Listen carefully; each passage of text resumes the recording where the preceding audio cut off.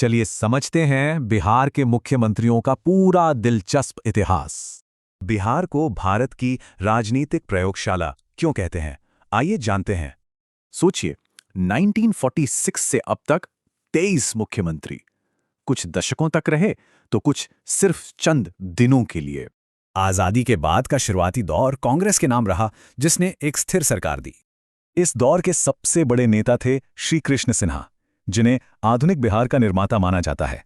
उनकी सरकार ने ही भारत में सबसे पहले जमींदारी प्रथा को खत्म करने का ऐतिहासिक काम किया।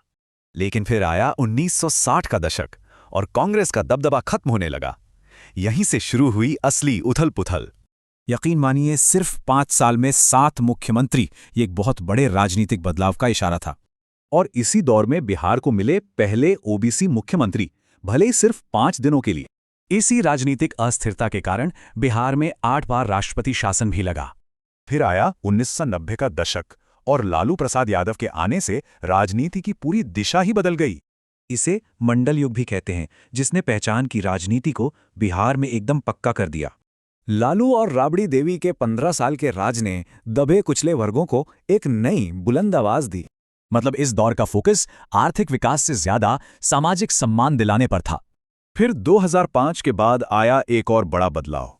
अब राजनीति का केंद्र बन गया सुशासन।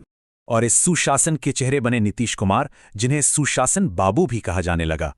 तो देखिए, राजनीति कैसे सामाजिक न्याय से हटकर विकास के मुद्दों पर आ गई। सड़कें हो, कानून व्यवस्था हो या लड़कियों के लिए साइकिल योजना, कई बड़े काम हुए। और हाँ, अपने राजनीतिक गठबंधनों के लिए भी वो जाने जाते हैं। रिकॉर्ड 9 बार शपथ ली है। तो कुल मिलाकर बिहार की राजनीति इन 3 बड़ी शक्तियों के इर्द गिर्द ही घूमती रही है। तो सवाल ये है कि स्थिरता, सामाजिक न्याय और विकास के बाद बिहार अब आगे क्या देखेगा?